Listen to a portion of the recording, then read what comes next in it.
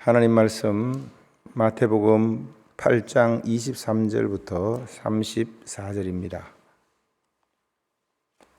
마태복음 8장 23절부터 34절 우리 교독하시겠습니다.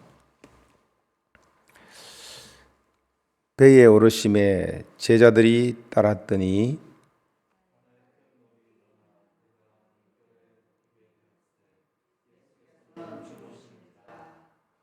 그 제자들이 나와 깨우며 이르되 주여 구원하소서 우리가 죽겠나이다.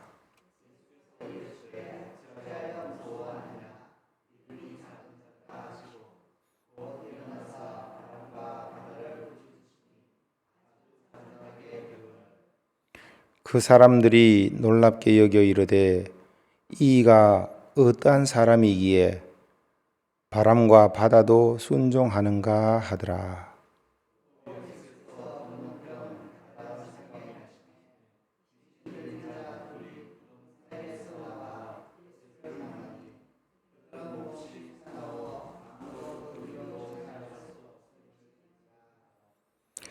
이에 그들이 소리질러 이르되 하나님의 아들이여 우리가 당신과 무슨 상관이 있나이까?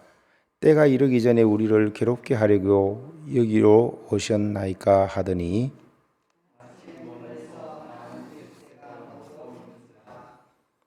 귀신들이 예수께 간구하여 이르되 만일 우리를 쫓아내시려면 돼지떼에 들여 보내주소서 하니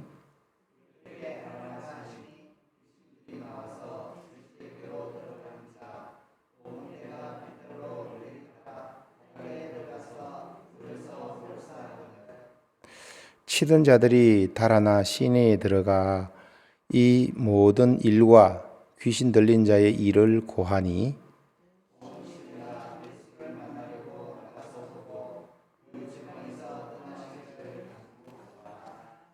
아멘.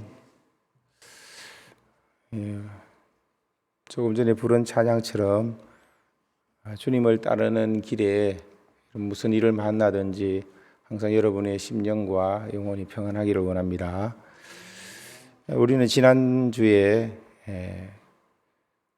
예수님이 자기를 따르기를 원하는 서기관에게 여우도 굴이 있고 공중에 새도 거처가 있으되 인자는 머리 둘 곳이 없다 라는 그런 말씀을 하신 것과 그리고 또 그에 연이어서 제자 중에 한 사람이 주여 내가 먼저 가서 내 아버지를 장사하게 허락하옵소서 요청할 때에 예수님은 죽은 자들이 저희 죽은 자들을 장사하게 하고 너는 나를 따르라 라는 이런 말씀 이렇게 말씀하심으로써 참된 제자도가 뭔지에 대해서 우리에게 알려주셨습니다. 제자도의 가르침에 이어서 오늘은 예수님과 함께 탄 배에 풍랑을 맞게 된 제자들에 대한 이야기와 그리고 여기 가다라 지방 그라사 광인의 이야기에 대해서 같이 상고하고자 합니다. 여러분 너무나 잘 알고 있는 내용이어서 다른 공간복음에서도 다 반복적으로 기록되고 있는 부분이기 때문에 많이 참고하시고 저는 본문의 이 문맥상 연결 부분 특히 이제 마태복음에서 말하고자 하는 그런 의도를 중심으로 살펴보고자 합니다.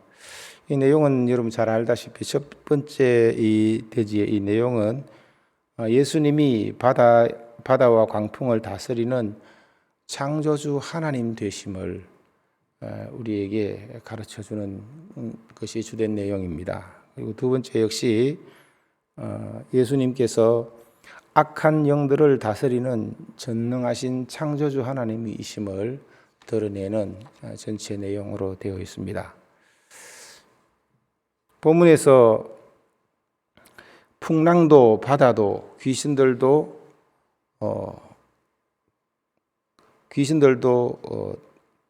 듣고 순종하는 창조주 되신 예수님의 그 말씀을 오직 이 산상수훈 이후에 내려온 이 땅에 사는 사람들, 각양각층의 다양한 질병을 가진, 문제를 가진 그 사람들의 모습이 어떤지를 보여주면서 오직 인간만이, 그러니까 바다도 순종하고 귀신들도 순종하는데 오직 사람만이 예수님을 알아보지 못하고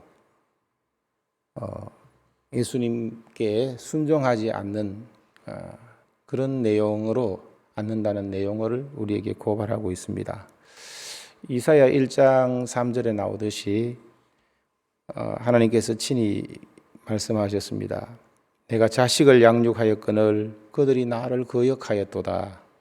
소는 그 임자를 알고 나귀는 주인의 구유를 알건만은 이스라엘은 알지 못하고 나의 백성은 깨닫지 못하는도다 라고 하면서 창조주 하나님을 알아보지 못하고 그 하나님의 뜻을 깨닫지 못하는 것에 대해서 탄식하고 있는 장면이 있습니다. 오늘 본문 말씀을 통하여서 이런 사람들, 우리가 다 그 가운데서 살았었고 또 예수님을 따르는 제자라 할지라도 그 모습과 크게 다르지 않는 모습을 바라보면서 우리가 주님이 원하시고 의도하시는 그 의도대로 한 걸음 더 다가가서 우리가 지식적으로 예수님이 창조주 하나님 되시고 메시아 되심을 알 뿐만 아니라 실제적인 우리의 삶 가운데서 그 주님의 기대치만큼 믿음으로 자라가는 성숙한 신앙이 되어지고 그렇게 그리스도의 제자로서 세워지는 그런 깨달음이 있었으면 좋겠습니다.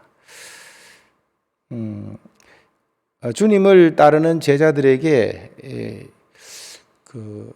이 말씀이 가르치시고자 하는 그런 교훈이 무엇인지, 그리고 이렇게 주님을 따르는 제자들에게 주님이 주시는 그 깨달음과 영적 유익이 무엇인지 그것을 집중적으로 살펴보기를 원합니다. 먼저 생각할 것은 주님을 따르는 제자도의 길을 걷는 사람은 엄청난 각오를 하고 주님을 따르더라도 생명의 위협을 맞는 일이 일어날 수 있다는 것을 우리에게 가르쳐주고 있습니다. 23절 보면 이렇게 시작하죠. 배에 오르심에 제자들이 따랐더니, 다시 말하자면 앞의 내용과 연결해서 이 마태복음 기자는 기록하고 있는데 서기관과는 달리 그 한 서기관과는 달리 제자들은 예수님의 그 제자도의 가르치심에 부합하게 세상의 부귀와 명예를 쫓지 않고 세상적으로 얻는 것이 없더라도 주님을 따르겠습니다라는 그런 결단을 하고 따랐다는 거죠. 나아가서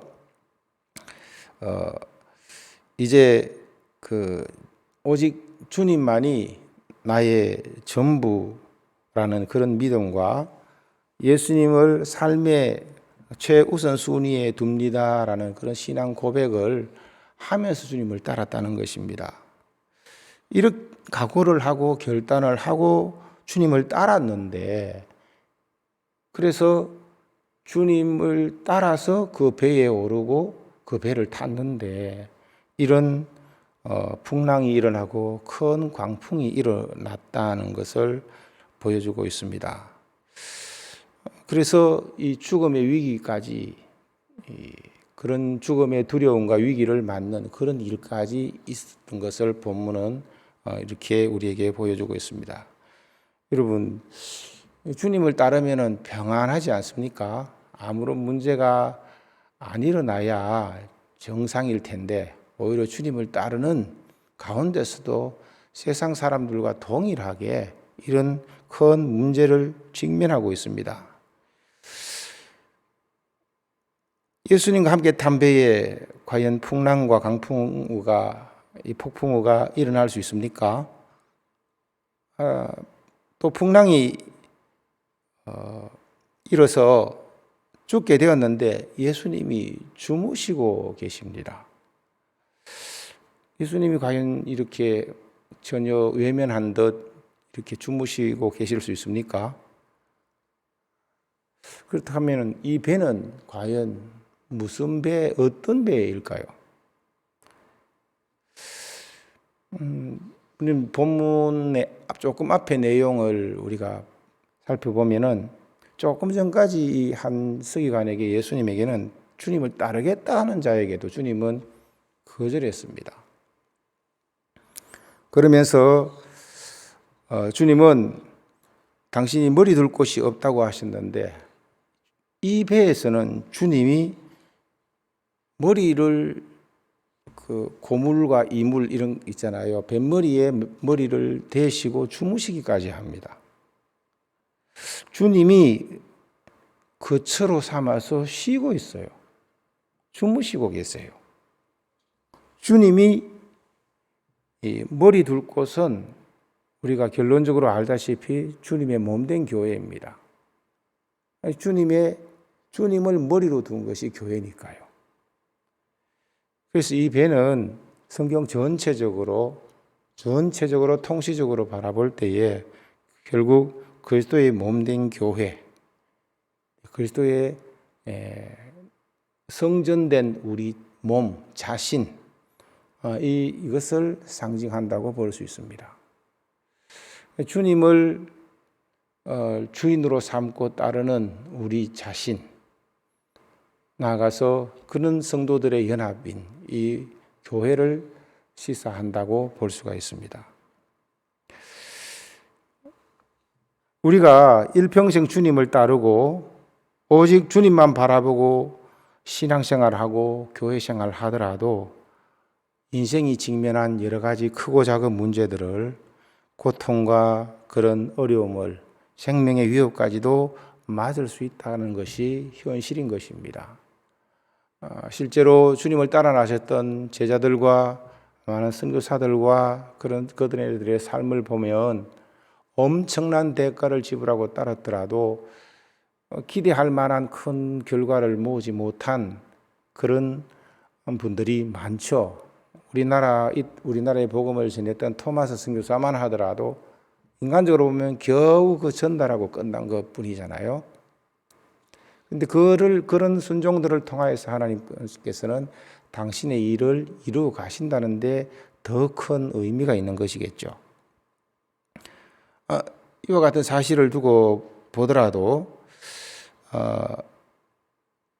이런 교회 생활을 하고 주님을 주인으로 모시고 이렇게 따라 나선다 하더라도 인생의 위기와 그 희노애락 애호욕과 더불어서 많은 어려움을 이렇게 맞을 수 있다는 사실입니다. 그렇지만 아무리 그렇다 하더라도 우리가 결코 잊지 말아야 할 것은 주님이 창조주이시고 주님이 통치자이시고 주님이 주관하신다는 사실입니다. 주님이 그 모든 문제를 알고 계시고 다스릴 수 있는 분이시고 다스리신다는 겁니다. 그런 풍랑이 일더라도 우리 끝까지 주목해야 할 것, 끝까지 바라보면서 붙잡아야 할 분은 바다와 풍랑이 아니라 우리 주 대신 예수 그리스도라는 사실입니다. 큰 결단을 하고 만약 여러분이 큰 결단을 하고 주님을 따랐다면 더욱 이 말씀에 위로가 됐으면 좋겠습니다. 여러분 주님의 제자입니까? 주님을 따르는 자입니까? 그런데도 감당하기 힘든 큰 풍랑을 만났습니까? 그렇다면 풍랑 가운데서도 주님만 바라보시기를 원합니다. 풍랑과 위기가 있더라도 주님을 더 크게 여기며 주님을 그럼에도 불구하고 따른다면은 여러분이야말로 진정 주님의 참된 제자인 것입니다. 이런 어떤 전제 속에서 우리가 두 번째 살펴볼 내용은 예수님이 이렇게 주님을 제자도의 길을 걷는 이런 제자도의 길을 걸으면서 주님을 따르는 자에게 주시는 영적 유익이 무엇일까요? 그것을 본문은 우리에게 가르쳐 주시는 겁니다. 크게 보면 예수님이 친히 창조주 하나님이심을 가르쳐 준 것이고, 그와 함께 주님을 따르는 자와 주님을 따르지 않고 서기관과 같이 그들 사이에는 엄연한 차이가 있는 것입니다.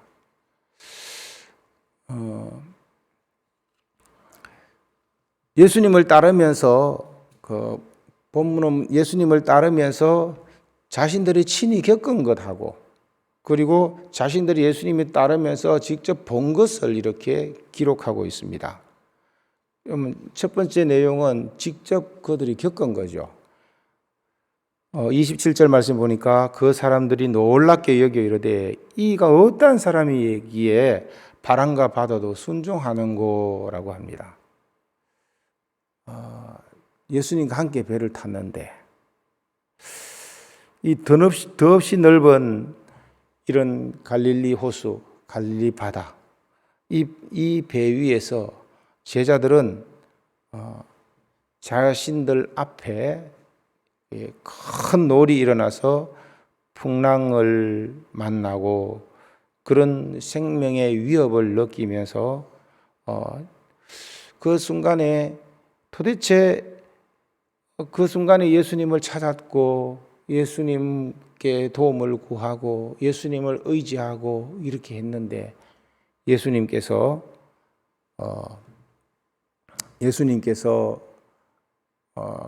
그들의 작은 믿음을 이야기하시면서 풍랑과 바다를 명하시니 풍랑이 잔잔해졌다는 것입니다.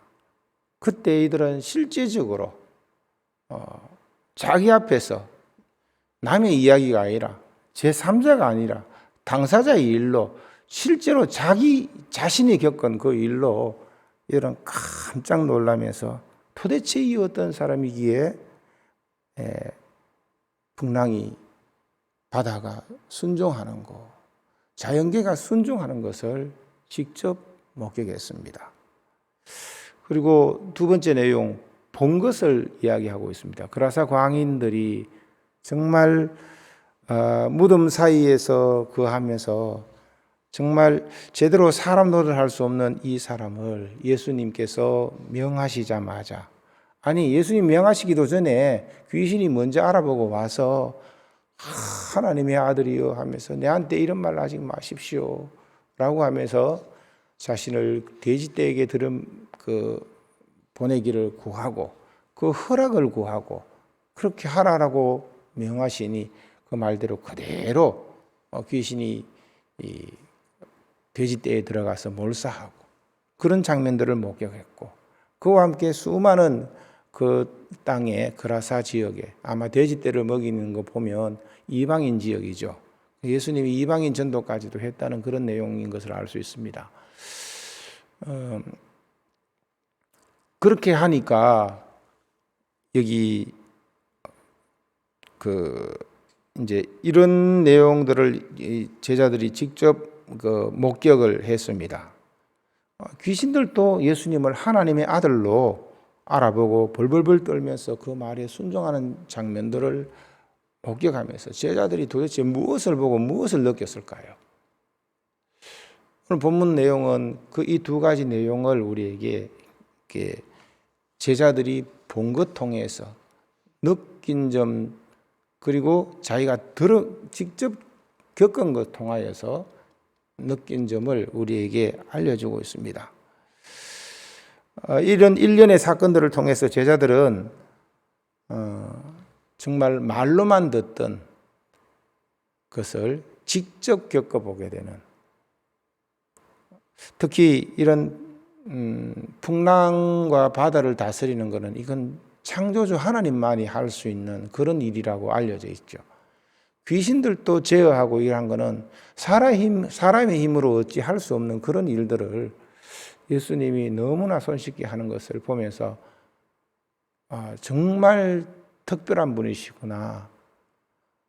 사람이다 하는, 도대체 이 어떤 사람이기에라고 사람으로 인식하고 있는 그런, 한편으로는 놀라면서 또 한편으로는 그 사람들이 그 내면 깊숙이 예수님을 따른다고 했지만 실질적으로는 한 사람으로 이해하고 있는 측면들이 드러난 것입니다.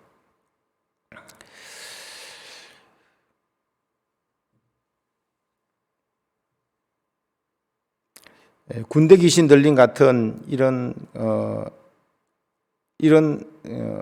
영적인 문제 앞에, 이런 현실 앞에서 자기들이라면은 너무나 무기력하게 그냥 방치할 수밖에 없는 그런 일들을 예수님이 이렇게 해결하시는 것을 보고, 풍랑을 잔잔케 하시는 그 일들 앞에 그 일이 일어나기 전에 정말 생명의 위협을 느꼈지 않습니까? 그런 일들을 통하여서 너무나 자신과 인생이 무기력한 것을 발견을 했습니다. 제자들은 이런 일들을 통해서 실제적인 자기 신앙의 그 현 위치를 발견하게 된 것입니다. 예수님의 책망을 듣고 나서 더더욱 그렇게 깨달았겠죠. 적은 믿음을 가졌다라고 예수님으로부터 지적을 받았죠. 그래서 제자들은 예수님의 창조주 하나님 되심을 실제적으로 믿는, 살아있는 믿음이 없다는 것을 깨닫게 되었고, 예수님의 기대치가 이 적은 믿음이 아니라 특히 예수님 부활 후에, 성천하신 후에 오순절 마가 요한의 다락방에서 성령님이 강림하시고 난 다음에 담대하게 그들이 세상 사람들의 두려움과 그리고 여러 가지 크고 작은 그런 문제들을 만났을 때에 특히 나면서부터 안전뱅이 된 이런 사람들을 위해서 담대하게 하나님 말씀을 선포했던 것을 바라보면 엄청난 변화가 일어나는 것입니다. 도대체 어떤 변화가 일어난 것일까요?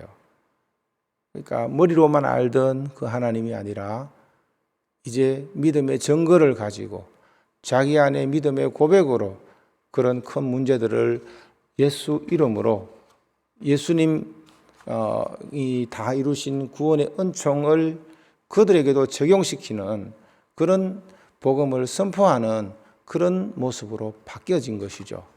그것을 통해 보면 예수님께서 제자를 삼으시고 제자된 그들이 예수님을 따름으로 말미암아 얻는 영적 유익은 바로 실제적인 그런 문제들 앞에서 당당한 믿음의 사람으로 이렇게 직면하면서 나아갈 수 있다는 것입니다. 여러분, 신앙생활에서 머리에서 가슴까지가 최고로 지상에서 가장 먼 길이라고 합니다. 여기서부터 여기까지. 어쩌면 우리는 많은 부분에서 이 제자들의 모습을 통하여서 예수님과 함께 하면서 놀라기도 하고 또 새로운 것을 보기도 하고 담대하게 보기도 하는 그런 모습이겠죠.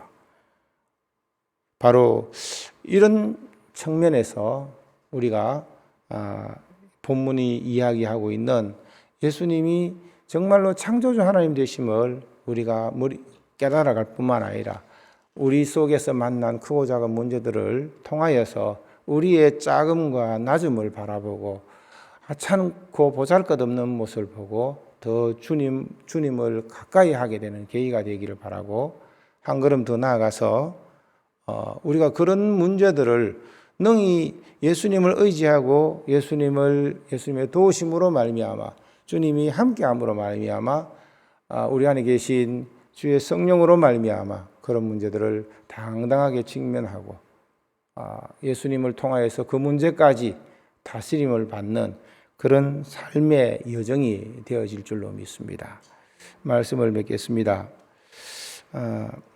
본문 27절에 있는 보면은 제자들의 삶의 모습이 처음 모습이 나오는데 굉장히 풍랑을 잔잔케 하는 모습을 보면서 놀라워할 때에 예수님의 본문이 기록하고 있기를 제자들이라고 부르지 않습니다.